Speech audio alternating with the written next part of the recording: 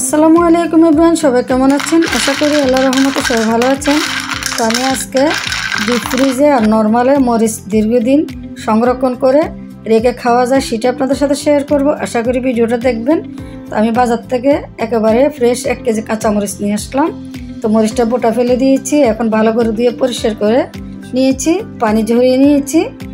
এরপরে আমি একটা টিস্যু দিয়ে মরিচের গায়ে যে পানিটুকু আছে সেটা মুছে নেব, কারণ মরিচের গায়ে কোনো প্রকার পানি রাখা যাবে না, তাহলে মরিচটা নষ্ট হয়ে যাবে। তো আমি এটা নর্মালের জন্য একটা কন্টেনারে টিস্যু নিয়েছি। এরপরে মরিচগুলো রাখবো।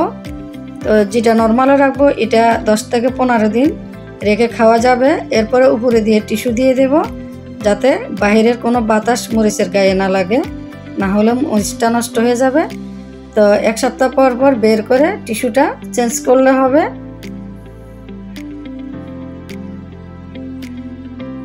আসছে রমজান মাস, মরিচের দাম অনেক বেড়ে যাবে, আর এখন তো বাজারে অ্যাভেলেবেল কাঁচামরিচ পাওয়া যায় আর একেবারে সস্তা।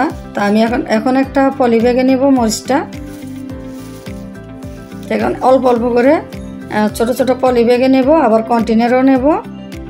আপনাদের যার যেমন খুশি সেভাবে রাখতে পারেন, সমস্যা নেই। তো আমি ভিতরে যে পলি ব্যাগের ভিতরে যে বাতাসটা আছে এটা চেপে চেপে বের করে দেব। বাতাস থাকলে মরিচটা নষ্ট হয়ে যাবে। তা পলি ব্যাগের মুখটা ভালো করে মুচড়িয়ে বন্ধ করে দেব, যাতে বাইরের কোনো বাতাস মরিচের গায়ে না লাগে।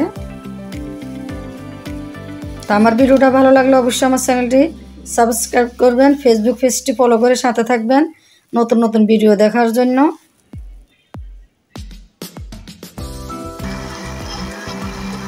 এখন আমি কিছু মরিচ ব্লেন্ড করে নেব, ব্লেন্ডারে ব্লেন্ড করে নিচ্ছি।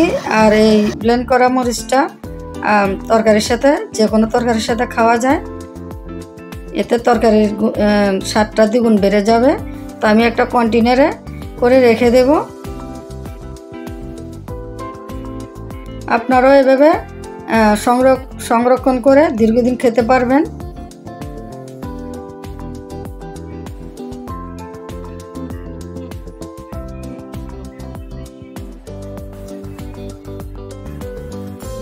এখন মুখটা আটকিয়ে আমি রেখে দেব প্রায় 1 দিনের জন্য। 1 দিন পরে আমি আবার বের করে নেব যে মরিচটা কেমন হয়েছে। তো এখন দেখেন আস্ত মরিচটা একেবারে, এখন ফ্রিজ থেকে বের করে নিলাম। এই যে মরিচটা কতটুকু বরফ হয়েছে আর একেবারে কত শব্দ হচ্ছে। তো রান্না করার কয়েক মিনিট আগে ফ্রিজ থেকে বের করে তরকারির সাথে দেওয়া যাবে। তরকারির সাথে দেওয়ার পরে সাথে সাথে আবার ডিপ ফ্রিজে রেখে দিতে হবে, না হলে মরিচটা কালো হয়ে যাবে, নষ্ট হয়ে যাবে, খেতে ভালো লাগবে না। এভাবে কেটে তরকারির সাথে দেওয়া যাবে।